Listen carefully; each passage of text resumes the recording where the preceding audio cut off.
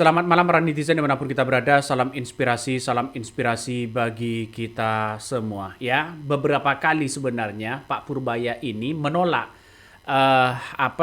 ditawari untuk menjadi kader partai. Salah satunya juga muncul ternyata di berbagai media sosial mengatakan bahwa Partai PAN menawari ya Pak Purbaya, Minkau Purbaya ini ya untuk menjadi kader PAN. Wih, ada apa?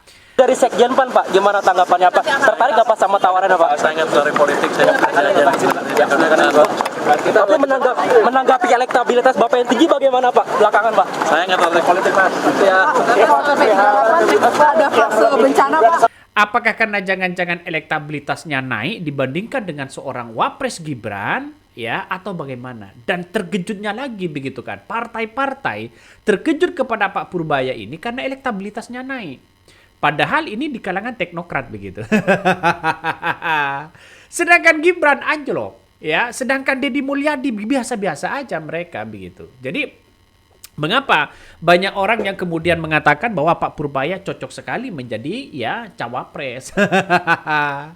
Saya melihat bahwa ya orang-orang sekarang ini melihat Pak Purbaya ini sangat luar biasa sekali begitu. Melihat bahwa potensi untuk memperbaiki bangsa dan negara kita itu sangat luar biasa. Dengan terobosan-terobosan Pak Purbaya ini itu menandakan bahwa ya kepala daerah di berbagai di berbagai daerah begitu kan ya sudah mulai juga panik besar ketika mengungkapkan bagaimana ada penginapan uang dan sebagainya. Penolakan hutang kereta cepat menggunakan APBN juga ditolak oleh Pak Purbaya. Inilah luar biasanya Pak Purbaya. Ini keren, Pak. Ada tanda-tanda begitu kan ya. Wakil Presiden Gibran Rakabuming Raka ini malah justru nanti di tahun 2029 tidak bisa mengangkat elektabilitasnya. Siapa? Mari silakan. Siap. Terima kasih izin Bapak Wapres RI. Kami izin memperkenalkan diri. Saya Laksamana Pertama TNI Arif Badrudin, peserta dari P4N. Ya, silakan Pak. Siap. Kami telah menerima banyak arahan dari Menteri Kabinet RI dan ada satu saran yang bisa kami usulkan. Yang pertama, kami belajar tentang geopolitik di Lemhanas, Pak. Kami berharap agar kepemimpinan geopolitik Indonesia ini bisa kembali memimpin di dunia yang sekarang ini sedang terpolarisasi dengan memanfaatkan Danantara yang saat ini sudah dibentuk oleh Presiden RI dan nantinya akan menyediakan anggaran yang cukup besar. Dalam bulan-bulan ini, bulan depan ya mungkin. Oke. Nanti bisa disampaikan langsung ke CEO Danantara terkait itu tadi ya Pak ya. Siap, yang jelas Bapak ini apa? Silakan duduk terkait geopolitik. Seorang Jokowi kan melemah, secara pengaruh kan sudah melemah begitu. Artinya Pak Purbaya ini ya tidak didukung oleh influencer, tidak didukung oleh relawan begitu kan. Ya murni karena bekerja untuk rakyat, maka rakyat ya yang berada di balik ini semua. Di belakang Pak Purbaya ada rakyat. Ya berbeda begitu, makanya kalau Gibran ini tidak siap-siap untuk mencitrakan dirinya begitu kan, artinya memberikan wawasan, ya memberikan bagaimana tupoksi dari seorang wakil presiden, saya kira masih belum bisa mengalahkan Pak Purbaya. Makanya namanya politik pencitraan ini sudah tergeser begitu. Jokowi kemana sekarang ini? Ini loh anak buahnya begitu kan ya. Dulu kan ini anak buah Jokowi begitu. Ini sudah mulai membongkar habis-habisan begitu. Ini dilirik PAN ya jadi kader. Purbaya mengatakan saya nggak tertarik pada dunia politik. Jangan Pak, baguslah ya kata netizen. Nanti terseret kasus mafia lahan Pak ya. Jangan Pak begitu kan ya, jangan ikut masuk ke partai. Bapak ini kan di kalangan teknokrat, seperti Anies Baswedan di kalangan teknokrat. Artinya apa? Artinya bahwa kalau masuk partai bisa saja hanya dimanfaatkan untuk mencari suara. Jangan Pak, jangan ya. Jadi untunglah ditolak begitu. Pak Purbaya ini menolak mentah-mentah. Kenapa? Karena kita lihat saja bahwa Pak Purbaya begitu kan ya. menegaskan bahwa dirinya tidak tertarik terjun pada dunia politik meski elektabilitasnya ya tengah melonjak begitu, melonjak tinggi dan namanya kian populer di berbagai survei politik ya, di berbagai survei publik. Nah, pernyataan itu begitu kan disampaikan usai Pak Purbaya begitu pimpin ikut rapat begitu kan ya dalam kabinet terbatas yang dipimpin oleh Presiden Prabowo Subianto. Kata Pak Purbaya, mohon maaf, jangan ditarik-tarik seperti itu. Mohon maaf, saya nggak mau masuk pada dunia politik. Sudah tahu mungkin begitu kan ya, sudah tahu. Nggak tahu lagi kalau nanti ditawari sebagai seorang wakil presiden dari Prabowo. Ya nggak tahu begitu kan ya. Makanya Prabowo duet Purbaya ini sangat top ya untuk sekarang. Ya nggak tahu nanti ke belakang begitu kan. Untuk sekarang. Lantas Gibran gimana? Ya dibuang atau di apa? Ya mungkin menjadi rival politik dari seorang Prabowo sendiri begitu. Artinya mencalonkan diri. Bagus begitu kan.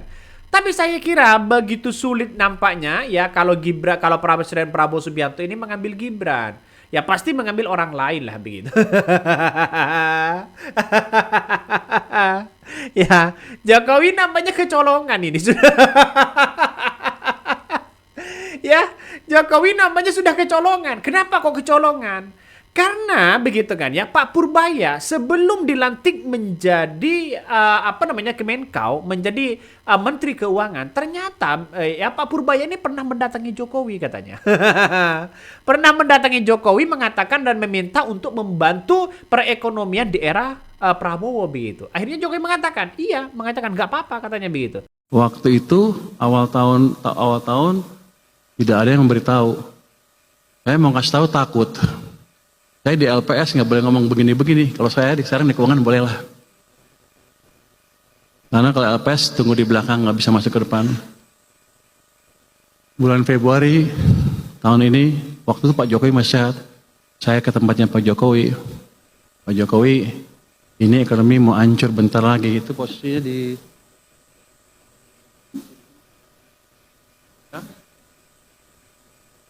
bantu nggak Pak? Dan saya juga takut, saya nggak punya teman. Pak Jokowi udah pensiun kan. Pak Prabowo saya belum kenal waktu itu. Pak Jokowi bantu nggak? Saya bilang bantu. Baru saya berani kasak-kusuk sana sini mencoba memberikan informasi bahwa ada masalah di perekonomian. Tapi ini jatuhnya begini, kita nggak usah takut. Ini di bawah kendali kita 100%. Jadi selalu saya bilang, kita nggak usah takut global dan lain-lain. Kita punya policy dalam negeri yang cukup kuat, domestiknya gede, tergantung kebijakan kita sendiri. Jadi saya selalu bilang, nasib kita di tangan kita sendiri.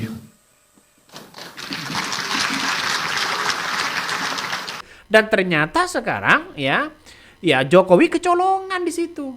Kenapa kecolongan Bang? Karena kita lihat bahwa Pak Purbaya selama ini elektabilitasnya lebih tinggi dibandingkan dengan seorang Gibran Rakabuming Raka. Bayangkan ya, kalau dijajarkan ini lembaga survei yang berbicara begitu kan. Ini Prabowo, Jokowi, Pak Purbaya. Pak Purbaya ini nomor 3 begitu. Kalau menjadi calon presiden. Tapi kalau menjadi wakil presiden, ya ini adalah Pak Purbaya begitu kan ya. Yang kedua adalah AHY. Ya, yang ketiga sekian Deddy Mulyadi dan sekian itu ada Gibran.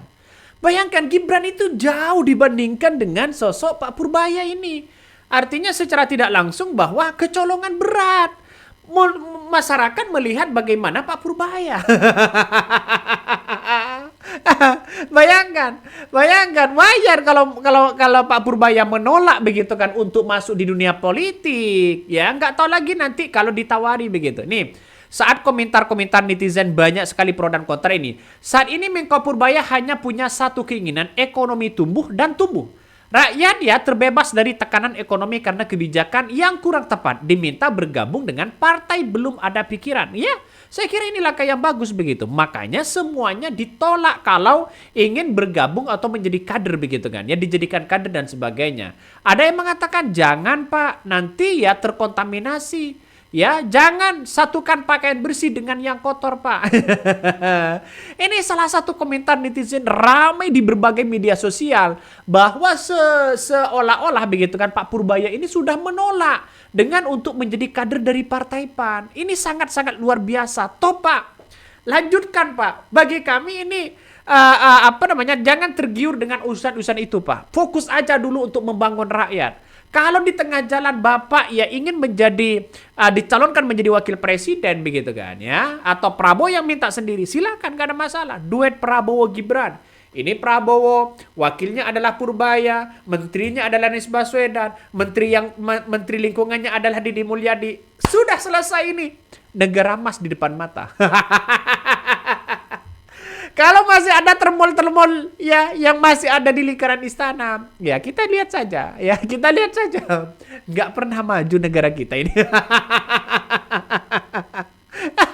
Ya karena apa? Karena terlalu banyak intervensi begitu. Makanya hati-hati jangan masuk di situ, Pak ya. Hati-hati betul. Makanya Menteri Keuangan Menko Purbaya Yudi Sedewa ini merespon soal tawaran PAN bergabung ke dalam partainya. Ya, Pak Purbaya mengaku tak mengetahui jika ada parpol yang meliriknya untuk ikut bergabung ke dalamnya.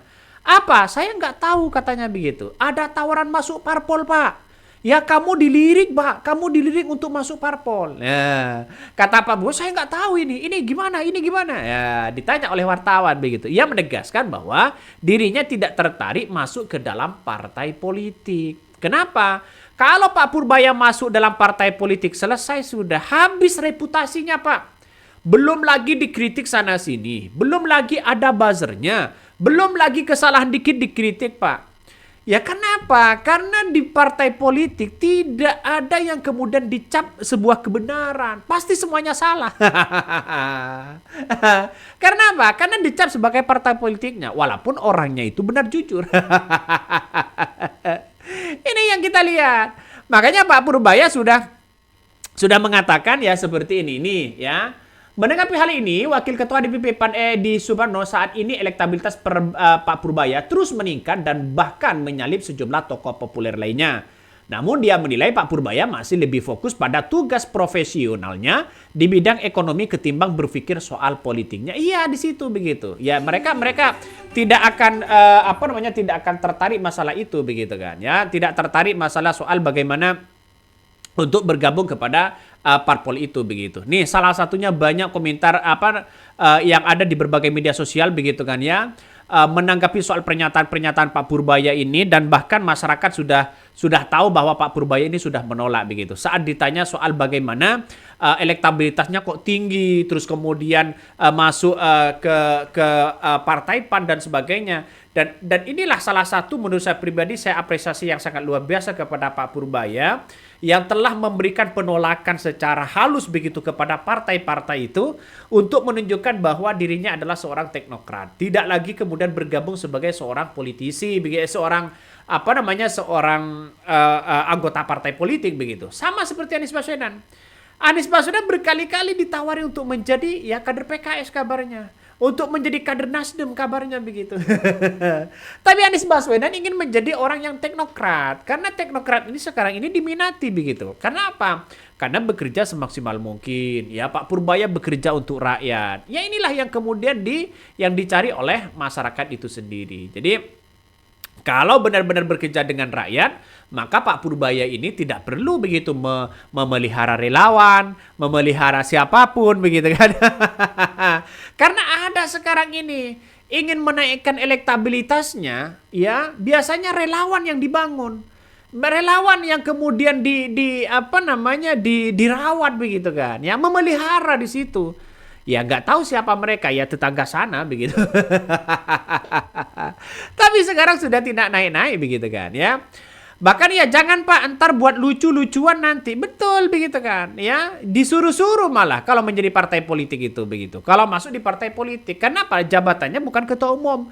Mungkin di harian ya kalau nggak salah begitu kan. Ya kita tunggu saja bahwa Pak Purbaya ini sudah menyatakan bahwa dirinya sudah menolak begitu. Walaupun ya elektabilitasnya ini sangat tinggi. Saya kira elektabilitasnya sangat tinggi Pak, perlu diapresiasi yang sangat luar biasa. Ini ada yang mengatakan bahwa membandingkan kok dengan influencer, dibandingkan dengan influencer juga. Ya, saya kira dengan langkah inilah Pak Purbaya ini elektabilitasnya sangat tinggi karena kinerjanya begitu. AHY sangat tinggi karena kinerjanya. Makanya jangan heran ketika masyarakat hari ini melihat bahwa masyarakat kalau bekerja semaksimal mungkin begitu kan ya, maka ini akan dilirik oleh rakyatnya itu sendiri begitu. Ini jangan mau Pak, ya jangan mau. Nanti partai ingin pansos, partai ingin mengendalikan individu dan pemerintahan. Partai tidak punya kandidat yang disukai rakyat buat pemilu Pak. Jangan nanti, hati-hati Pak, mau partai manapun. Ini komentar salah satu netizen. Makanya saya menganalisa betul bahwa ya lebih baik ya Pak Purbaya ini bekerja fokus kepada keuangan, ya fokus menata bagaimana ekonomi kita tumbuh 8%. Terus kemudian Pak Purbaya ini cocoklah sebagai teknokrat begitu kan ya. Dia tidak dibebani dengan dengan partai begitu. Kalau dia masuk partai ya terbebani di situ begitu. Begitu ngeri bos. makanya ini sudah mulai ancang-ancang begitu rame begitu. Nah, setelah ada penolakan kereta cepat ya hutang kereta cepat menggunakan APBN, justru ini langkah yang kemudian Pak Purbaya ya semakin drastis ya kepercayaan publik kepada Pak Purbaya. Ditambah lagi dengan usulan Luhut ditolak lagi oleh Pak Purbaya, semakin tinggi melejit di situ. Dan itu bekerja hanya 2 bulan. Bayangkan hanya 2 bulan begitu kan. Mengalahkan Gibran 1 tahun begitu. Ya, mengalahkan Gibran 1 tahun. Bandingkan aja sekarang ini. Makanya secara popularitas itu sangat tinggi sekali begitu. Makanya tidak heran ketika partai-partai banyak yang berbondong-bondong melirik Pak Purbaya ini karena dianggap bahwa bisa menjadi mesin politiknya untuk meraup suara terbanyak di 2029. Ya bayangkan begitu kalau ada tokoh yang bisa ada magnet surat suara yang banyak ya bukan tidak mungkin begitu kan ada diri itu begitu. Nanti pada ujung-ujungnya kalau Pak Purbaya menolak ya mendekati Pak Purbaya. Setidaknya mendukung begitu di Pilpres 2029. Benar kan?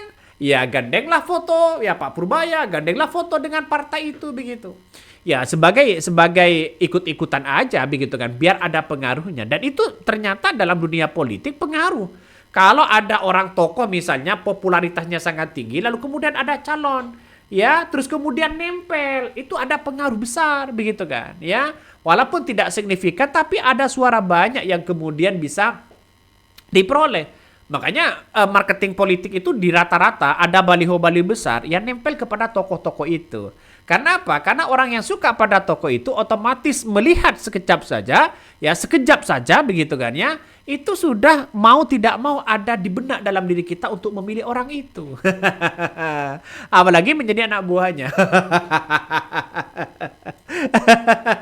Apalagi menjadi anak buah itu tambah top begitu, tambah keren begitu kan. Makanya ini menjadi rebutan ya Pak Purbaya hari ini bagi kami ya sah-sah aja begitu kan ya mau berspekulasi apapun ya kenapa? Karena Pak Purbaya ini untuk saat ini bisalah ngeles dengan berbagai apapun. Kenapa? Karena tidak mau. Tapi kalau ditawari menjadi wakil presiden nggak tahu lagi nanti begitu. Karena ini soal politik. Seperti Jokowi dulu begitu kan ya menjadi gubernur DKI Jakarta. Banyak yang menanyakan, Pak apakah ketika ada orang yang ingin mencalonkan Bapak menjadi presiden, apakah Bapak mau? Jokowi menolak mentah-mentah. Saya ingin fokus kepada DKI Jakarta. Membangun di situ kabarnya. Tapi tahu-taunya pas detik-detik akhir Jokowi mau menjadi presiden, calon presiden pada waktu itu. Inilah politik begitu. Jangan omon-omon Pak, ya, jangan omon-omon. Oke, mungkin itu yang kami sampaikan ya. Tonton terus di channel Dari Podcast Rakyat ini. Jangan lupa di subscribe.